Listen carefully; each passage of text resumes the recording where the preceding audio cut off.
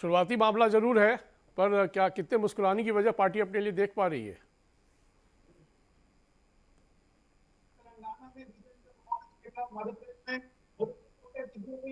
राजस्थान चारों जगह में हम सरकार बनाने जा रहे हैं।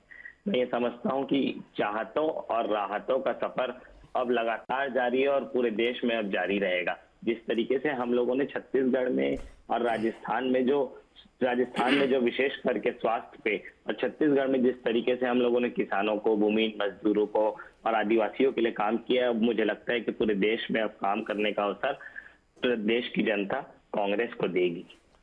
मध्य प्रदेश में लेकिन वो वजह नहीं बन पा रही है। छत्तीसगढ़ में तो ठीक है, आप ये दावा कर सकते हैं। राजस्थान में भी फिलहाल वो वजह बनती हुई नहीं दिख रही, हालांकि बहुत जबरदस्त मुकाबला है आपके और बीजेपी के बीच। देखिए, तेलंगाना में बेशक आप आगे बढ़ते हुए दिख रहे हैं।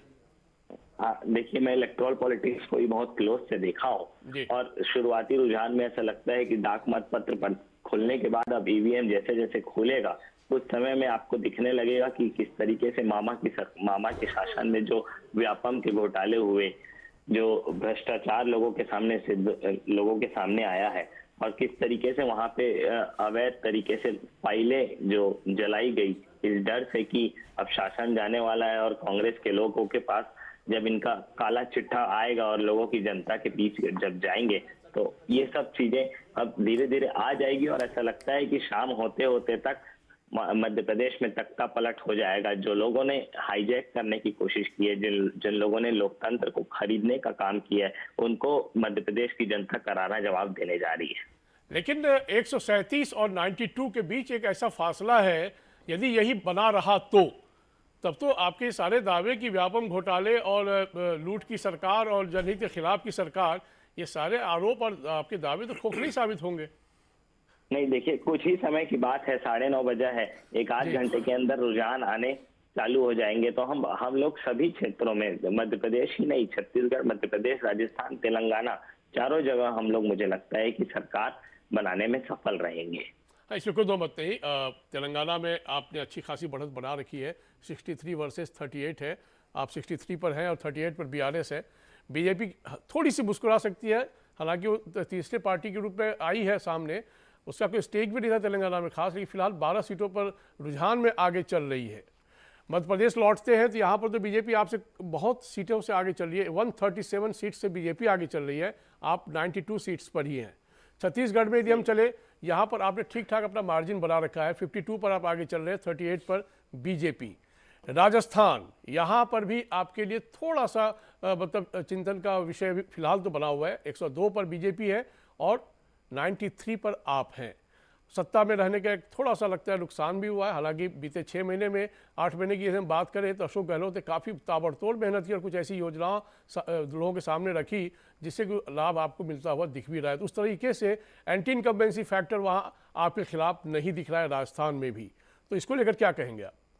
नहीं न, चाहे राजस्थान हो चाहे छत्तीसगढ़ हो, दोनों जगह एंटी इनकम्बेंसी वाली अब बात कोई रही नहीं है। जिस प्रदेश में 10 लाख रुपए का बीमा हो, जिस प्रदेश में 25 लाख रुपए का स्वास्थ्य बीमा हो, जिस प्रदेश में मुफ्त में इलाज हो, जिस प्रदेश में चाहतों और राहतों का सफर लगातार जारी, जिसे मैंने शुरू में कहा था, पूरे देश में अगर सबसे कम सिलेंडर अगर किसी ने सबसे पहले दिया तो राजस्थान ने दिया, 500 रुपए में सिलेंडर। जब इतनी महंगाई की मार पड़ रही थी तो महंगाई से राहत दिलाने का काम अगर किसी ने किया है तो अशोक गहलोत और कांग्रेस की सरकार ने किया है। अगर आप छत्तीसगढ़ में देखेंगे तो हम लोगों ने 45 लाख लोगों को गरीबी रेखा से बाहर निकालने का काम किया है। तो मैं ये समझता हूँ कि एंटी इनकम्बेंसी वाली तो कोई बात नहीं है। अब पूरा देश जो है कांग्रेस के मॉडल को देख रहा है और कांग्रेस के मॉडल को हम लोग तेलंगाना में भी स्थापित करेंगे, मध्य प्रदेश में भी स्थापित करेंगे।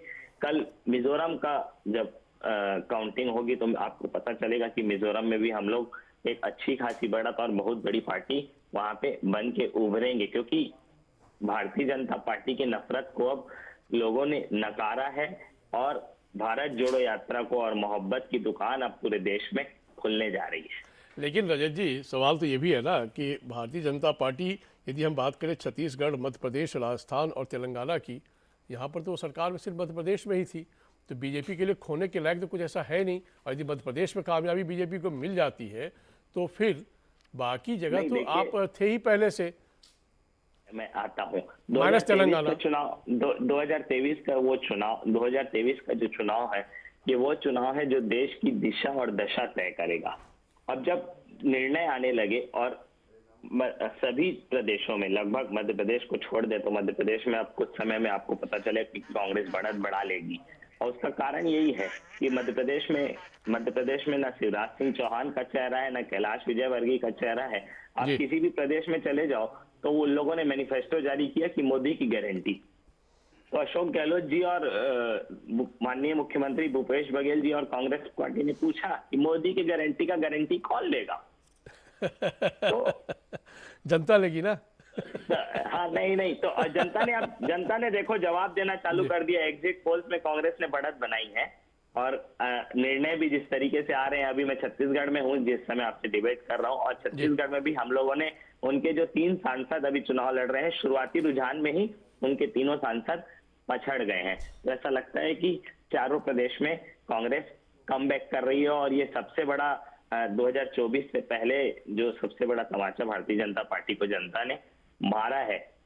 चलिए, हम आपका फिर रुक करेंगे। कैलाश विजयवर्गीय फिलहाल आगे चल रहे हैं, और पाटन से भूपेश बघेल आगे चल रहे हैं। छत्तीसगढ़ में की बात करें, मुख्यमंत्री भूपेश बघेल। और इधर हमारे साथ इस बीच नई मेहमान जुड़ गई है, आधिकारिक प्रवक्ता हैं बीजेपी की नीता वाजपेयी। आपका बहुत स्वागत है। इस रुझान में आप अपने आप को कितना कंफर्ट जोन में देख पा रही है नीता जी? मैं तो सबसे पहले जनता का धन्यवाद दूंगी जो हमारे ऊपर भरोसा बनाए रखा है और आगे भी बनाए रखेगी। तो मैं ये कहूँगी कि हम मध्य प्रदेश और राजस्थान में 100% आ रहे हैं। अभी पूरा दिन बाकी है, अभी काउंटिंग है, और हम चल रहे हैं आगे और रहेंगे। हम अच्छी सरकार बनाएंगे। जनता का भरोसा हमारे ऊपर है, जनता ने हमें चुना है।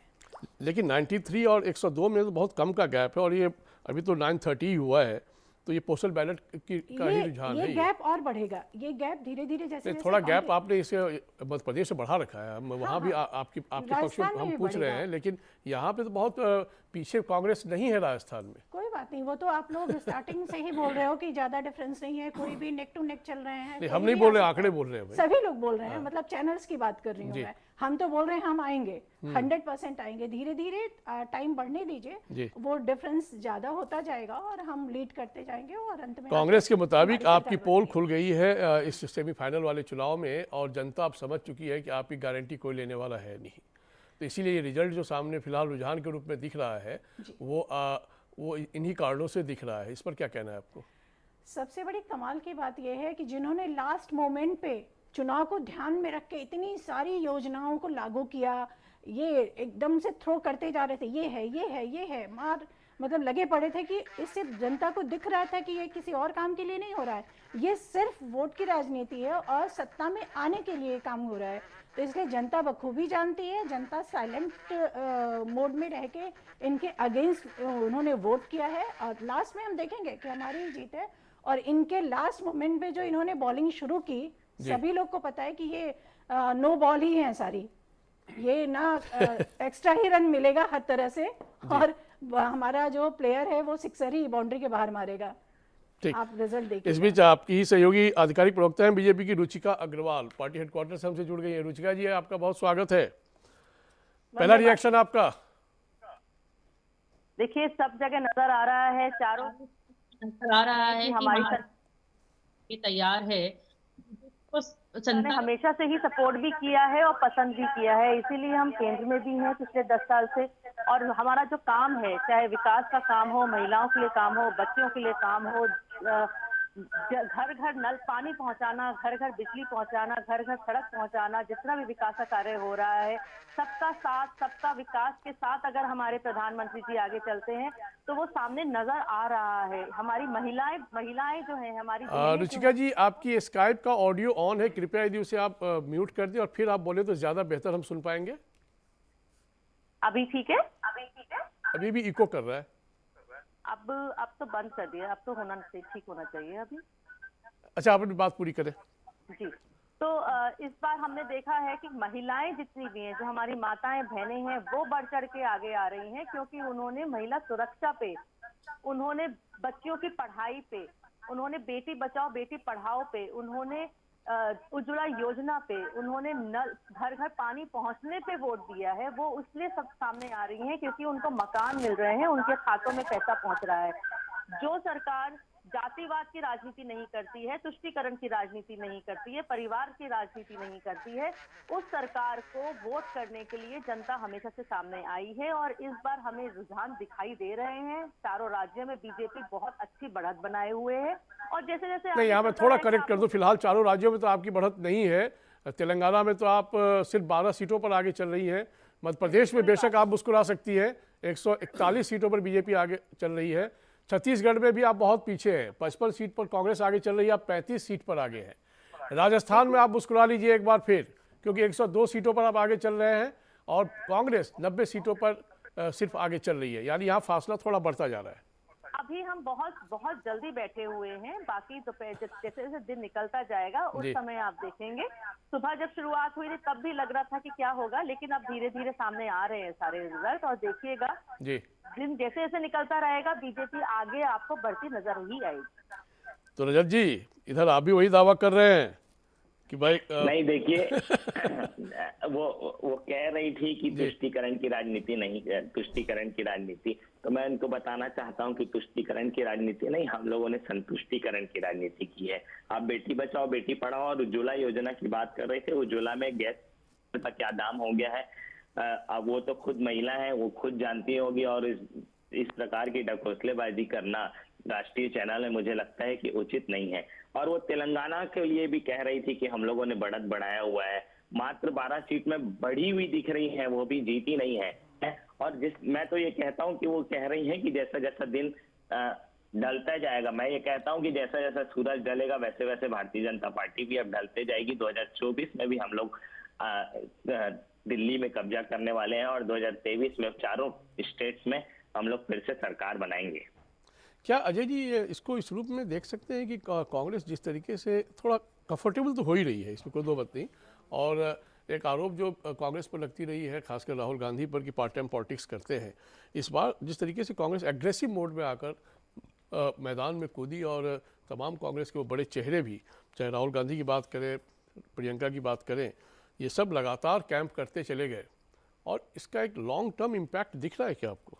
नहीं, बिल्कुल मुझे दिखाई दे रहा है। जैसे मैं तेलंगाना से शुरुआत करूंगा। जी, तेलंगाना में देखें कि कांग्रेस पार्टी राष्ट्रीय कार्यकारिणी तक वहां पड़ी रही, जिस तरीके से उन्होंने काम किया। और जो हम वीआरएस की बात कर रहे हैं वो उसकी स्थिति क्या है रुझानों में आपको दिखाई दे रहा है। तो कांग्रेस ने वहाँ से एक तरह से क्षेत्रीय पार्टियों को पीछे धकेला है और जैसा भी मैंने शुरुआत में कहा था, इसको हमें दिखाई देगा। रही बात छत्तीसगढ़ में, जैसा मैंने कहा कि छत्तीसगढ़िया सबसे बढ़िया, छत्तीसगढ़िया रमन सिंह ने जिस तरीके से कहा और भूपेश बघेल ने, जी भूपेश बघेल जिस तरीके से उन्होंने कहा, उसका फायदा उनको मिला है वहां पर।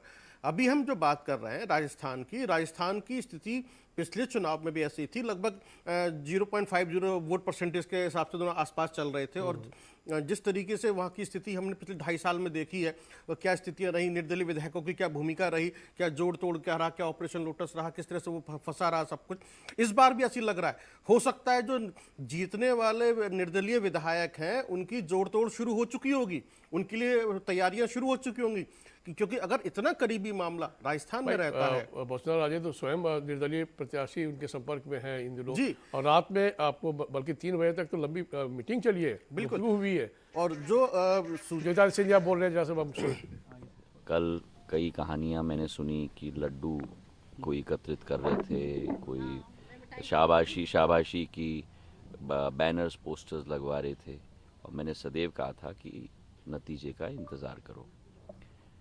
तो मुझे पूर्ण विश्वास है कि जनता का आशीर्वाद भारतीय जनता पार्टी के साथ रहेगा और समूचे मध्य प्रदेश की जनता को मैं नमन करता हूं। और अभी रुझान आ रहे हैं, अंतिम नतीजे तक हम लोग इंतज़ार करें, पर मुझे पूरा विश्वास है कि भारतीय जनता पार्टी की सरकार बहुमत नहीं लेकिन पूर्ण बहुमत के साथ बनेगी। ओल्ड पेंशन भी नहीं चला सर, लाडली बहना का कमाल करेंगे कैसे? अब मैंने आपको सदैव कहा मैं ज्योतिष नहीं हूँ, तो मैंने कहा है बहुमत नहीं, संपूर्ण बहुमत के साथ सरकार। क्या कारण मानते हैं जनता का इतना समर्थन मिला है, क्या वजह है? मैंने यही कहा कि हमारी डबल इंजन की सरकार, प्रधानमंत्री जी का नेतृत्व, प्रदेश में हमारी जन कल्याणकारी योजनाएं, इन सभी के आधार पर हमारा जनता के साथ एक व्यक्तिगत और हृदय का संबंध सुशासन की सरकार, यही कारण है। मुझे पूर्ण विश्वास है कि पूर्ण दिग्विजय सिंह 2 दिन से आप पे अटैक कर रहे हैं। कल भी उन्होंने कहा कि हमारे पास सिंधिया जैसे नहीं है, हमारी कांग्रेस नहीं टूटेगी, हॉस्टेडिंग नहीं होगी, आपको गद्दार कह रहे हैं। उनके हर एक बद्दुआ का मैं स्वागत करता हूं।